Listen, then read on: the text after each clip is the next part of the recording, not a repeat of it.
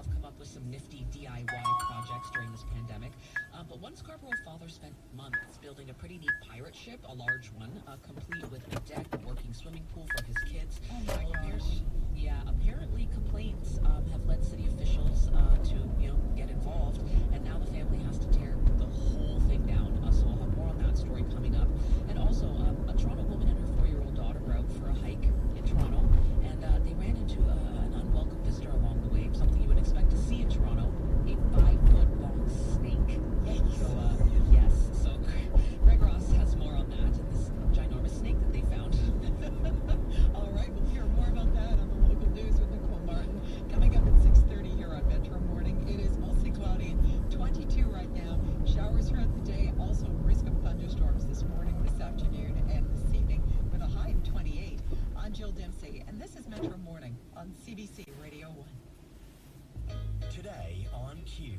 10 years ago, Aloe Black put out a hit song in the middle of a recession called I Need a Dollar, and now he's using his music to protest systemic inequality in other ways. You'll hear how he's joined forces with other musicians to speak out specifically against police brutality. I need a dollar, that's what I need. Q with Tom Powley, this morning at 10:30 in Newfoundland, and on the CBC Listen app.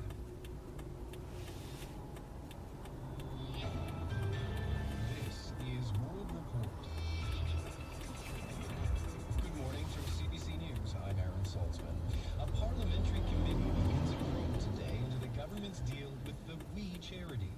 It was given a contract to administer a $900 million student grant program. That's in spite of having close ties with Prime Minister Justin Trudeau's family. The deal was later dissolved. The minister responsible for youth, Bardish Chagger, is listed as the first witness. Last night, the We charity announced it will conduct a review and refocus its mission. Kanye West, Joe Biden, Bill Gates, just some of the high-profile Twitter accounts shut down last night, all hacked as part of a Bitcoin scam. The accounts are now back online, but many are wondering how this happened to one of the most influential social media sites in the world. Steve Futterman reports. It's a Twitter hack impacting a lot of big names. It is extremely rare to see this many high-profile accounts compromised at the same time. Ian Scher is with the tech website CNET. We're talking about Elon Musk. We're talking about Barack Obama. We're talking about Bill Gates. And corporate accounts too, including Apple and Uber. All these were verified accounts that forced Twitter to take the extraordinary step of temporarily blocking its verified users. The hack appears to be all part of a scam.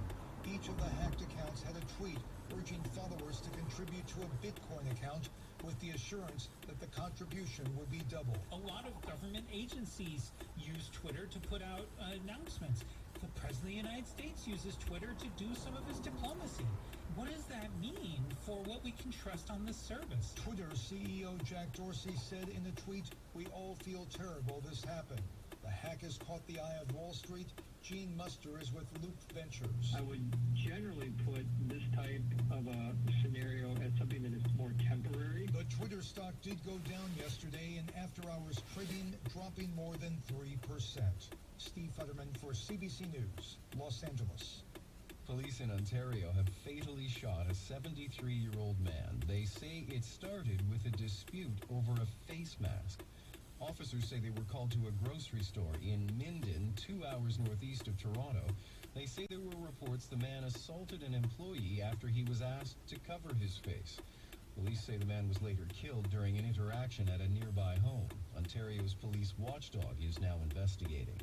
There are exemptions to mandatory mask bylaws, including for people with medical conditions, but one anti-mask group is taking advantage of those rules and printing fake medical exemption cards. CBC's Angela King reports.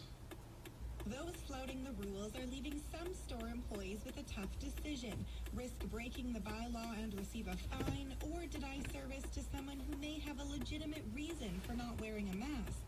Toronto employment lawyer Andrew Monkhouse says the city's bylaw puts the onus on businesses. Individual businesses have to make choices which might upset some customers. Since Toronto introduced its mask bylaw last week, more than 300 complaints have been reported, but no fines have been issued. The city says it's focusing on education rather than enforcement. The actual understanding is probably still needing some more clarification. David Howitt owns a stationery shop in Toronto and is also the chair of his neighborhood's business improvement area. He hasn't had any issues with people refusing to mask up, but says other businesses have. Customers freaked out because everybody has a different understanding, so we just need time to figure this out, more communication from government. Ontario Premier Doug Ford stopping short of saying whether the province would step in on policing the fake exemption cards, but did say, Totally unacceptable. Don't be a scammer. Toronto Public Health says it's aware of the cards, but won't say if it will do anything about them. Angelina King, CBC News, Toronto. It's a case that has haunted Mexico. 43 students disappeared in 2014. Now, the top investigator on the case is in Canada, and the Mexican government wants him back. CBC's Jorge Barrera reports. Una vez está ubicado en Canadá. In a press conference on Monday, Alejandro Encinas, Mexico's Undersecretary for Human Rights, said Thomas Zeron is in Canada. And Encinas says Mexico wants the former Director of Criminal Investigations extradited. Y esperamos que haya una cooperación muy estrecha con el gobierno de Canadá. Encinas said Mexican officials have discussed the case with Canadian officials through the embassy there. CBC News spoke to the RCMP and Government of Canada, but neither would confirm nor deny knowledge of Zeron's whereabouts. When Zeron investigated the disappearance of the students, he concluded a drug cartel burned their bodies and dumped their remains in a river. Conclusions since called into question. Now, Zeron faces allegations he helped cover up the truth. In March, Mexico issued an arrest warrant along with an Interpol red notice that would authorize Canadian police to detain him. When and how was Tomas Zeron allowed to enter the country, and by whom? Tupac Enrique Acosta is the founder of an Arizona-based indigenous organization working directly with the families of the 43 students. Acosta says Canada has questions to answer about the case. Canada was aware that there was an order arresting him in Mexico. What did they do? What did they not do? CBC News spoke to the father of one of the missing students, Jorge Antonio Tizapa Leguideño. Antonio Tizapa is calling for Canada to act swiftly on Mexico's request to help the families answer one simple question: where are our children? Jorge Barrera, CBC News, Ottawa. A series of racist posters have been spotted this week in downtown Kitchener, Ontario. Many of them advertise a pro-Nazi website. It's the second time in recent weeks that the community has been targeted by hate speech. CBC's Matthew Pierce reports.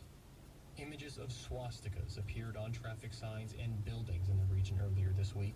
The posters include the URL for a website that quotes from the Nazi manifesto Mein Kampf, promoting both the symbolism and hateful ideology of Hitler's Germany. Jamie Kirstner-Roberts tracks Nazi groups in Canada and is the director of a Toronto-based campaign against anti-Semitism. You don't have to even read between the lines to see that their whole platform is one of horror. They, as the white race, are going to take over, and all others should be running for the hills. These are people that speak about building gas chambers.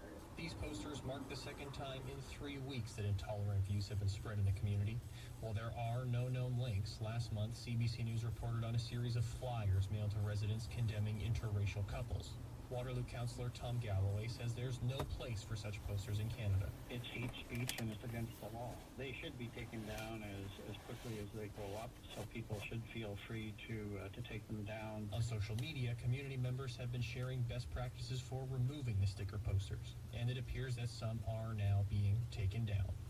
Matthew Pierce, CBC News, Kitchener.